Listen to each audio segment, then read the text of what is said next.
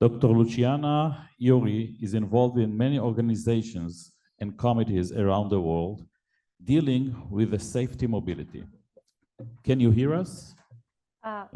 Yes, good afternoon. Okay. So let me finish first. Yes, please. She is the chair of Global Forum for Road Traffic Safety Mobility. And in the United Nations Economic Commission for Europe, where her leadership contributing significantly to create a safer road for all. Today, she will tell us about the concept of this forum, the road traffic safety. So please. Thank you, Chair. Thank you to the Professor Rossenblum and all the distinguished colleagues. I hope my voice comes through loud and clear.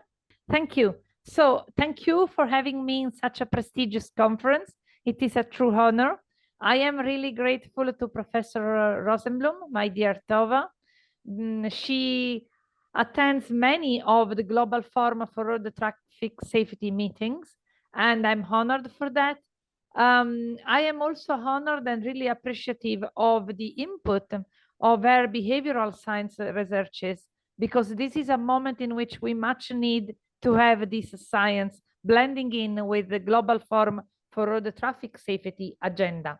Before I start, allow me to have just a quick acknowledgement. One is for two dear Israeli colleagues, which they do attend regularly Global Forum for Road Traffic Safety, Professor Tova Rossenblum from Bar-Ilan University and Dr. Asaf Sharon from Road Safety Authority. They bring their outstanding knowledge and of course insightful comments, and they are so very appreciated by all the colleagues. And I hope that they, in all the sessions, also when we go abroad, they will manage to follow. I'm sure I will see Professor Rossenblum in September soon, and that is already cherishing me. But I steal your attention for one other acknowledgement, which sadly is an in memoriam one, is for Dr. Dan Link. And he was the very first colleague to greet me at Palais des Nations, really the first one. And he was a true champion of road safety policies at all levels, a well-acknowledged colleague, and of course, a friend, and is much missed. He was also the organizer of the Global Forum, at the time was not a Global Forum, but still was the Global Forum session in Israel. I think it was in 1990 or 1988, I don't know, but many colleagues, they still remember this wonderful occasion. So he is much missed, and he set examples we still follow as some precious rules on how to engage in the most difficult discussion. And he was incredibly quick-witted, and so I'm happy if his wonderful wife is listening. I mean, of course, Dr. Link is one of the, let's say, champion in the Global Forum. So back to the agenda. And after the acknowledgement to these wonderful colleagues, and in nowadays to Professor Rossenblum and Dr. Sharon, the big issue that we have to deal nowadays at the UN level in the field of road safety is that, as you very well know, as let's say leaders in research of road safety and innovative mobility, is that nowadays the concept of road safety has changed. You know, it is not only strict linked to the traffic rules, you know, or how to cast the proper traffic code. Road safety concept now is widened, you know, because of the SDG, of the Agenda 2030, of all the global agendas going on. Road safety concept has expanded. You know, now you have to consider the social aspect, also the inclusiveness and an innovative form of mobility and the sustainable environmental sustainability of the traffic and of the mobility, as well as the social sustainability, the access to unprivileged areas, the care of road users. So road safety concept is nowadays much more complex than it was, I think, in the past, and is a very multi-layered one. So here's the agenda of the Global Forum, and the agenda we are going to have in September, it means in few weeks, and it will address exactly the points I have just listed, not only going through the goal 3 and 6, 3.6 and 11.2 of the Agenda 2030, which is the future we want, but also going through the driving permit, international driving permit, the remote management of, let's say, automated vehicles, automated and highly automated vehicles, the future of the cities, and of course, the global challenges. All these, of course, is quite a complex agenda, spanning all through the 5 days. And of course, I will have the honor to have Professor Rossenblum, and that is already, let's say, something.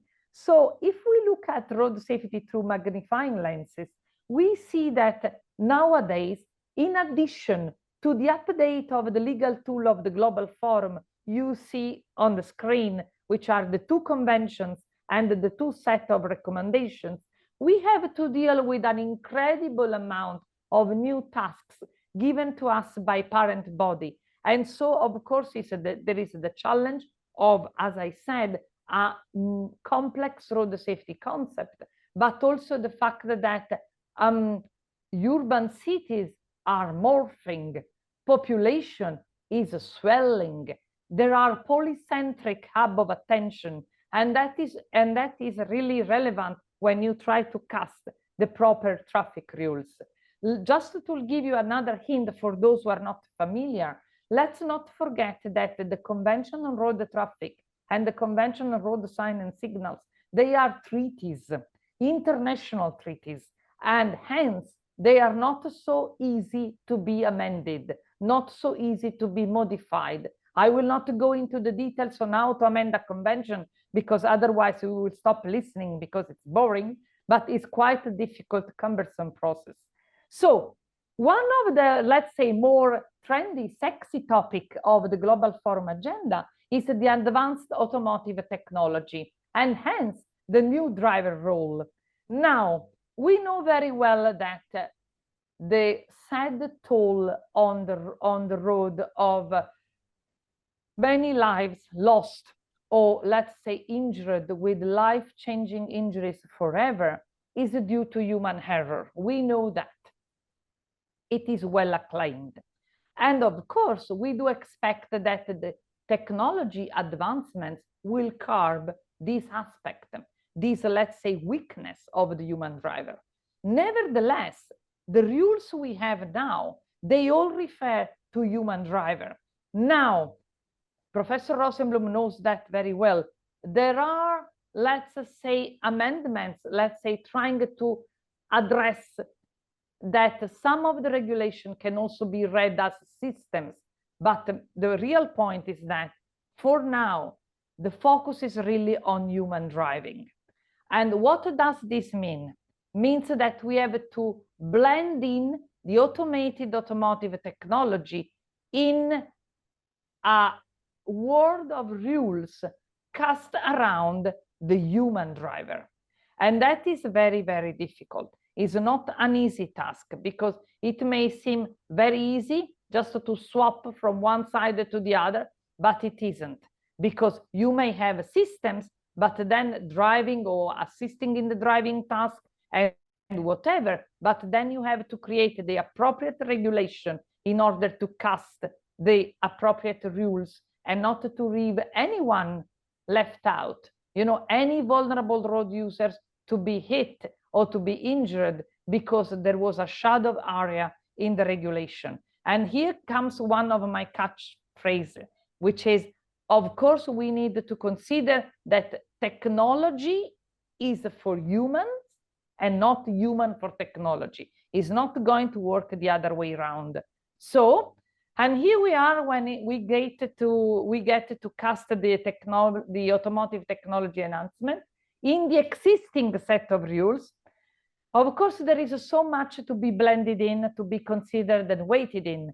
The behavioral aspect, you know, technology interfaces must take into account of the attention, fatigue, and reaction time. And of course, because we are at the specific stage of technology when the human is still in the loop, and hence the technology is not yet replacing, but assisting. And of course, there is the famous, or infamous, I would say, the human taking over.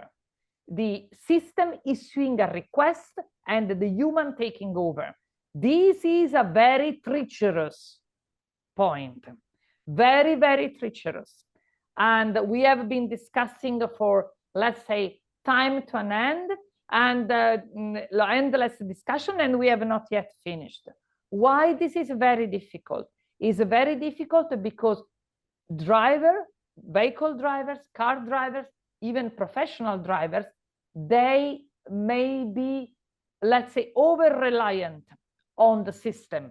And hence, when they take the hands off, then it's not easy to take over again, you know? And then, under trust, be terrified by the technology and not even, let's say, pay attention to what is their task. I know this is in a nutshell. I know it's very, very fuzzy at the moment because I'm trying to say many things at the same time.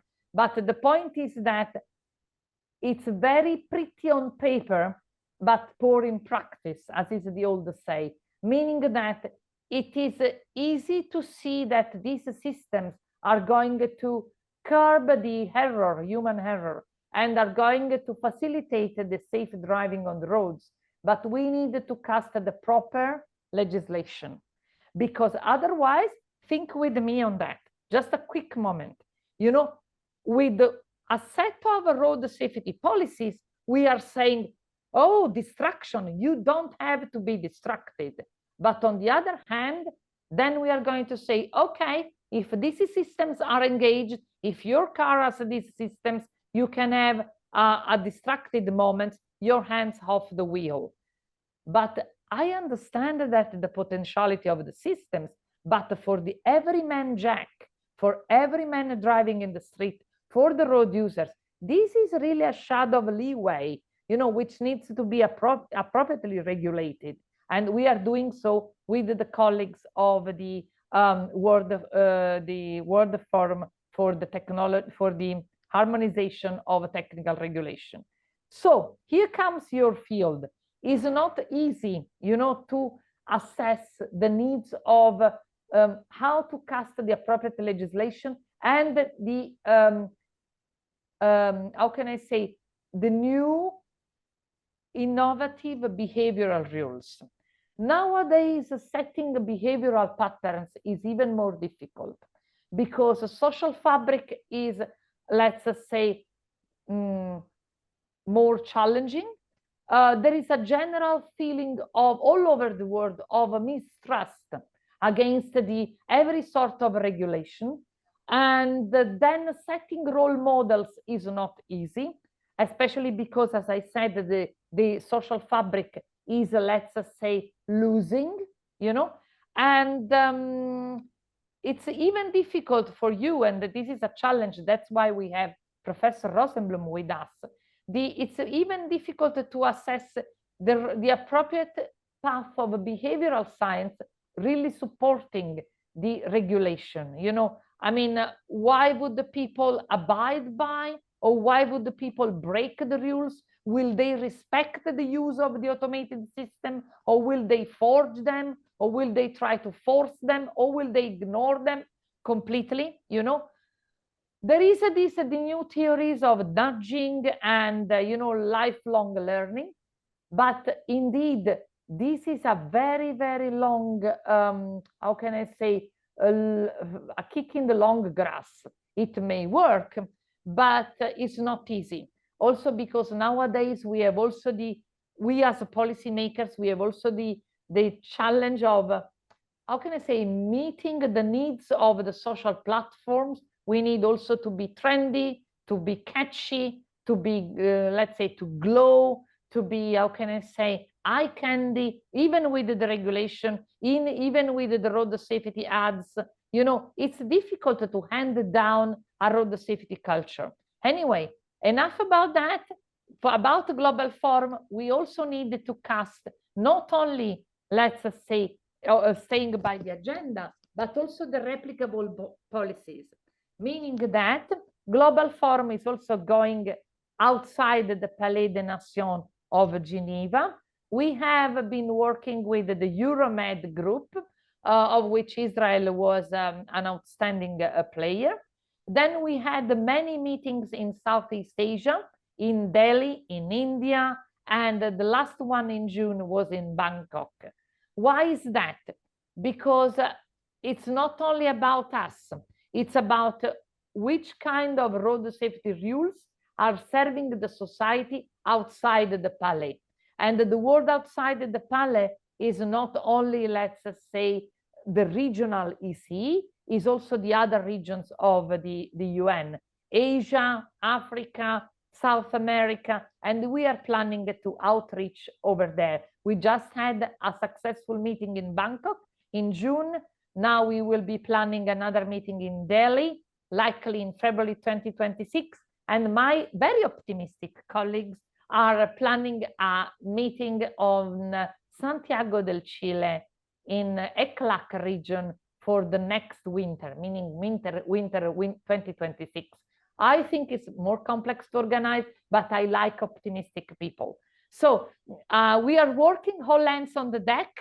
Apologies if this presentation was, let's say, something different from your outstanding research approach. And I don't know if you have questions, but if you don't have questions right now, please find me on LinkedIn and we can discuss. You have also my email. You have a Professor Rossenblum leading you all. And I hope you find that interesting. I see a comment, unfortunately, and I apologize for that. I can't read or speak Hebrew. I'm sorry for that. I will try to improve that for next time. I hope to attend in person. So having said that, thank you very much. And thank you to the distinguished colleagues and Professor Rossenblum. Thank you so much.